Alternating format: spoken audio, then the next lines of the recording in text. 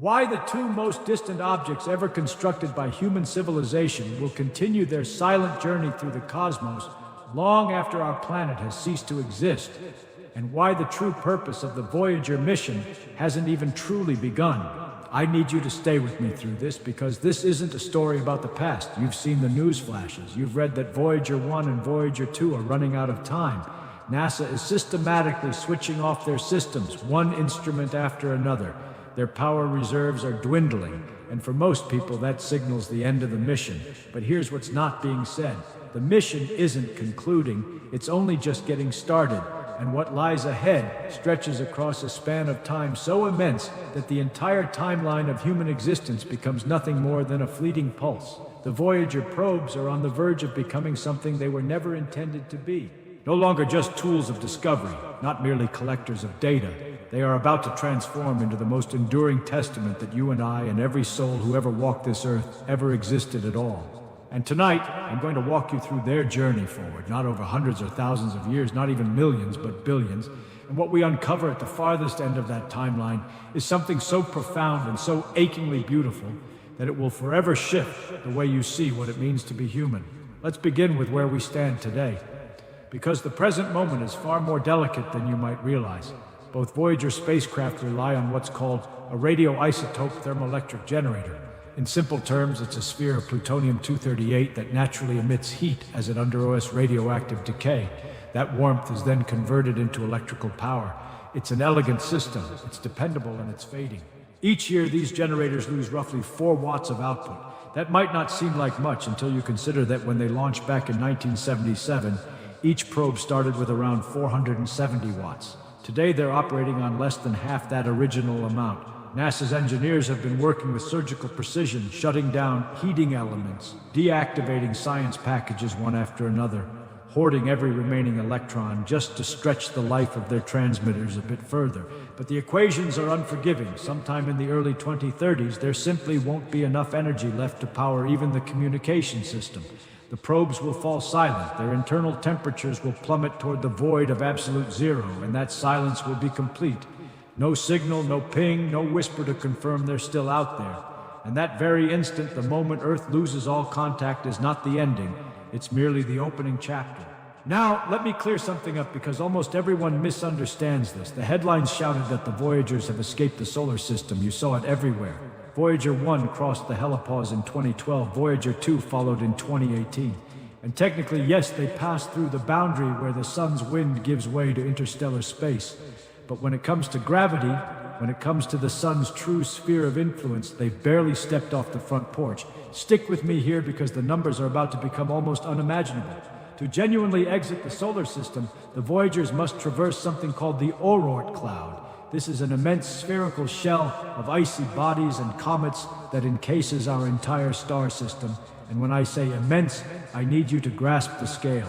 The Voyagers, moving at roughly 38,000 km/h, which is faster than any bullet fired from a rifle, will need about 300 years just to reach the inner boundary of the Oort cloud. 3 centuries, that alone is longer than the entire existence of the United States as a nation. But reaching the edge isn't the challenge. Fully crossing through the Oort cloud will take 30,000 years. Let me repeat that. 30,000 years to pass through a single structure surrounding a single star. Everything humanity has ever built, from the first marks on cave walls to the device in your hands right now, spans maybe 10 to 15,000 years. The Voyagers will spend twice that entire span just drifting silently through a field of frozen debris that most people have never even heard of. And throughout those millennia, they will be completely, utterly alone. The odds of them colliding with anything are essentially zero. Space is above all else emptiness. They won't smash into asteroids like in Hollywood films. They'll simply float, soundless, powerless, perfectly kept by the vacuum, because there's no atmosphere to cause wear, no moisture to spark decay. They'll appear almost unchanged from the day they left Earth, aside from the slow abrasion caused by tiny grains of cosmic dust. Here's where things become genuinely mesmerizing, because the universe is never still. Stars are always in motion. And even though the Voyagers weren't aimed at any specific destination, the forces of gravity and movement have already mapped out where they'll be tens of thousands of years from now. Scientists have calculated their paths. They've run the numbers. and what they've discovered sends a chill through me every time I reflect on it. 40,000 years from today, Voyager 1, the speedier of the pair, will have an encounter, or rather, an encounter will have it. A star named Giza 445, a small red dwarf in the constellation Camelopard-Dallas, is gradually drifting toward our solar system, and in about 40,000 years, Voyager 1 will come within roughly 1.6 light-years of this star. Now, 1.6 light-years might sound trivial when I say it quickly, but let me put that in context. 1 light-year equals about 588 trillion miles. So 1.6 light-years is over 9 trillion miles. By any earthly measure, that's an unfathomable gap. But on the scale of the galaxy, it's a near brush. It's 2 ships passing on an ocean of infinite proportions. And here's what tugs at my heart about this moment. Voyager 1 will be lifeless. It won't capture images of that red dwarf. It won't gather readings. It won't transmit any message back home saying it has arrived. It will simply continue drifting past, indifferent, like a bottle floating by an island with no one inside to notice. If you're finding this as incredible as I do, do me a favor right now. Hit that subscribe button and turn on notifications, because the journey we're mapping is about to stretch far beyond anything you've ever pictured, and I don't want you to miss any part of it. Now let me share Voyager 2's story because its path follows a different route entirely. After its encounter with Neptune in 1989, Voyager 2 was sent on a trajectory that took it below the plane of the solar system. 40,000 years from now, it will have its own stellar flyby, coming within about 1.7 light-years of a star named Ross 248. Ross 248 is another red dwarf located in the constellation Andromeda. But here's a detail that often slips by unnoticed, and it's remarkable. Ross 248 is moving quickly. In roughly 33,000 years, it will actually become the closest star to our Sun, temporarily taking the title now held by Proxima Centauri. So for a fleeting cosmic instant, Voyager 2 will be passing what is then our nearest stellar neighbor precisely as it drifts through our region. The timing feels almost poetic. After these encounters, 40,000 years out, both probes will sink back into profound darkness. And now time will lose any human reference. Centuries will become meaningless. We'll stop counting in years and start measuring in geological epochs. Here's what so many overlook about what follows. 296,000 years from now, Voyager 2 will experience another encounter, and this one is on an entirely different level. It will come within roughly 4 light-years of Sirius. Sirius is no quiet red dwarf. It is the most brilliant star in our entire night sky. A blazing blue-white beacon that is actually a binary system paired with a white dwarf companion. Picture that scene. A small metal craft built by human hands in the 1970s, weighing just over 700 kilos. Awash in the fierce glow of the brightest star in our celestial neighborhood 300,000 years in the future. By then, humanity on Earth might have evolved into something we wouldn't recognize, or we might have vanished entirely. Continents will have reshaped themselves. The climate will be beyond recognition, but Voyager 2 will still be there intact, bearing its payload, carrying out a mission that no one is watching anymore. Now I have to tackle the question I know is forming in your thoughts right now. Where do they ultimately go? Do they eventually drift out of the Milky Way? Do they float into the emptiness between galaxies? The answer is no, and the reason is elegantly straightforward. The Voyagers are fast by our standards. 38,000 MPa is astonishing for something we engineered, but it's nowhere near enough to break free from the gravitational hold of our galaxy. The escape velocity for the Milky Way is roughly 1.2 million miles per hour. The Voyagers aren't even close. They're permanently anchored, destined to become eternal members of this galaxy. They will fall into a vast orbit around the galactic center, much like Earth orbits the Sun, but on a scale that shatters comprehension. One full loop around the core of the Milky Way, what astronomers call a galactic year, takes between 225 and 250 million years. Let that sink in. A single lap requires 250 million years. The Voyagers will become artificial metal comets circling the supermassive black hole at the galaxy's heart in an orbit so immense that entire species will arise and vanish between each revolution.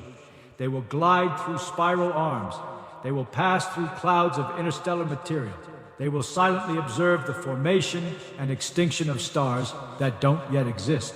And 4 to 5 billion years from now, when our own sun begins its final transformation, when it expands into a red giant and consumes Mercury, Venus, and almost certainly Earth, the Voyagers will still be out there orbiting, drifting, holding everything we ever were. Let me draw some connections here because this is where it becomes deeply personal. Attached to the side of each Voyager probe is a 12-inch copper disc plated in gold. You might have heard of it. It's called the Golden Record, and it is without question the most significant object humanity has ever produced. Not the most technologically sophisticated, not the most costly, but the most significant because it was built to outlast the world that created it. The record's cover is etched with instructions written in what the creators hoped would be a universal scientific language. They used the hyperfine transition of hydrogen, the most common element in the cosmos, as a decoding key. The instructions detail how to play the record, and more importantly, where it originated. There's a diagram on the cover that pinpoints the positions of 14 pulsars, rapidly spinning neutron stars that function as cosmic beacons, triangulating the exact location of our sun at launch. Some scientists, including Stephen Hawking, cautioned that this was irresponsible, sending a map to our home address into the unknown. If hostile life forms exist, we've just handed them directions. But the reality of interstellar distances makes this danger nearly irrelevant. The true intent of the Golden Record was never to be an invitation. It was designed as a testament, a declaration of existence, a message that simply says, "We were here." And the contents of this record are enough to make you pause and rethink everything you take for granted. It carries the sound of rainfall, the rumble of thunder, the song of a humpback whale, the heartbeat of a mother, the sound of a kiss. It holds greetings spoken in 55 different languages from ancient Sumerian to modern Portuguese. It features music by Bach, Beethoven, and Chuck Berry, traditional chants from indigenous cultures. It contains 115 images encoded in analog form showing our bodies, our structures, our nourishment, and our ways of caring for each other. Not our conflicts, not our weapons, not our darkest moments, but our finest. The people who crafted this record deliberately chose to present the universe with what we could be at our very best. If that doesn't stir something in you, I don't know what will. Hit the like button right now and tell me in the comments where you're watching from tonight because I want to know how far this message is traveling. Now here's where it becomes genuinely humbling. In the emptiness of space, there's almost nothing to cause deterioration. No wind, no moisture, no oxygen. The primary threat to the Golden Record over cosmic timescales is micrometeoroid erosion. Tiny particles of dust moving at immense speeds that over billions of years act like cosmic sandpaper, slowly wearing away the surface. Studies suggest